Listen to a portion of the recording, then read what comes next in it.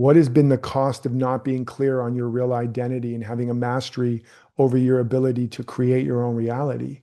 What has been the cost of not being able to generate and create and manifest all your needs abundantly, no matter what conditions you faced?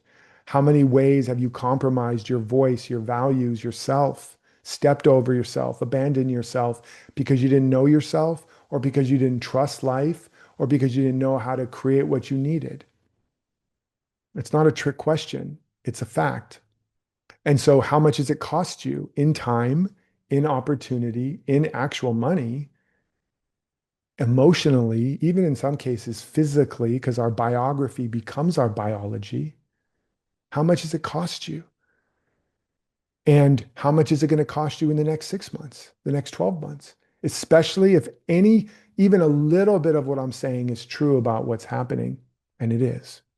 I promise you, I wouldn't lie to you. There's a saying, the future is already here. It's just not evenly distributed yet. So it doesn't come, it comes in jagged waves. And then an inflection point hits. You don't want to wait for the inflection point. That's the wave crashing. And then you're like, run, and it's too late. So, so what is it going to cost in the future? And this is what I have to think. This is how I think through, you know, what's it going to cost me in terms of my meaning, my purpose, my emotion, or my opportunity, or my finances? It's all holistic. And what I would say, if you're honest, you would probably notice it's going to cost me a lot more in the future. And it's a price I'm not willing to pay anymore. And if you feel like, well, I just can't afford it, and if you've noticed you've had that thought more often than not when it comes to things that you want, this is only if you resonate. I'm not saying anybody should do anything. If you want this kind of support, if you've resonated with this call, if you've resonated with that, and you get this is real, this is true, this is happening. I need to step up and speak up and stand up and take my place and put in an anchor and fricking get going, or I'm going to lose my opportunity. And I'm sick of waiting. I'm sick of feeling whatever. If you felt that, then this is for you. And then what's happening is you just have to find a way to cross that threshold, right? If you think you can't afford it, when are you gonna when are you gonna get over that? I can't afford it. How? I bet you're thinking when I have more money. Eh, wrong answer. Thanks for playing. That's not. I promise you. Again, I'm not telling anybody what to do. If you understand what I'm saying, if you have ears to hear, you'll hear it. It will not happen. How many people have you known who had that mindset and they got more money and they were just broke at a higher income bracket? Anybody? The person with all the money and their stingy mofos, right? They're not abundant. They're terrified. That's not rich. That's not successful, right? So no, you won't have it when you have more money. Even though this will manifest more money, it's not about the money. It's about the consciousness. And so you have to learn how to be source, how to be because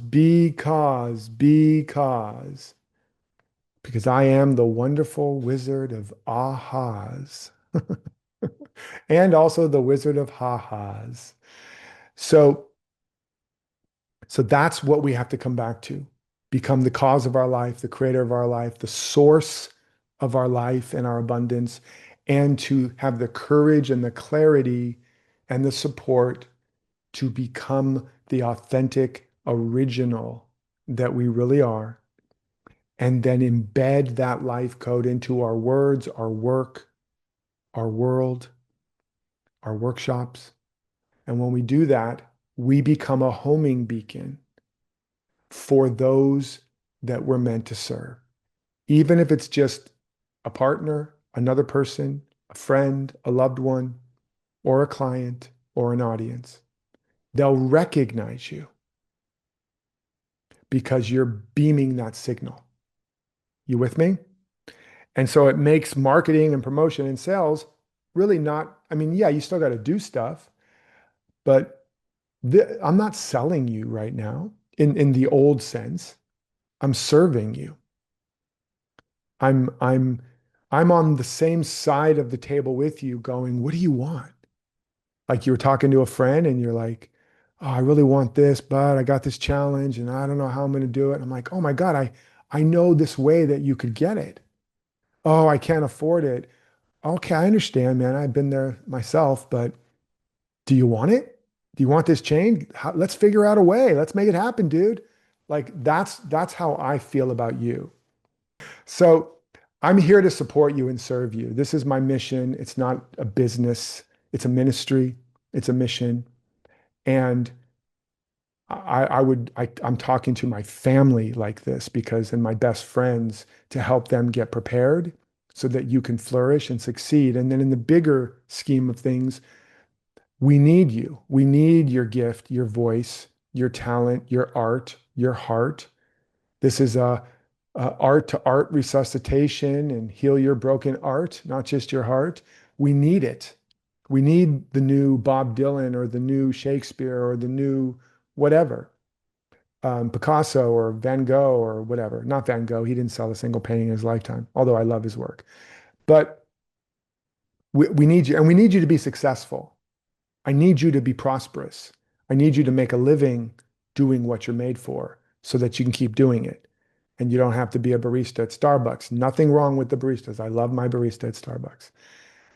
But you're here because something is pulling you and trying to emerge. And there is a way to do it.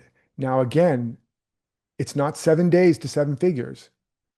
You can make seven figures in 7 days. I have, but I've made 100,000 in 7 minutes, I think. But that's not the point. And that was after all the foundations and things were laid.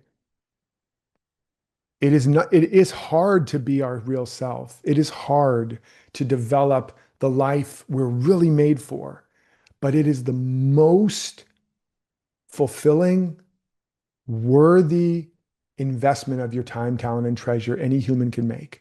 It is the source of your greatest joy and power and abundance and even peace. I can look in the mirror and I freaking love, value, and respect myself. Not because I'm perfect. I'm a nut. I'm a neurotic mess sometimes.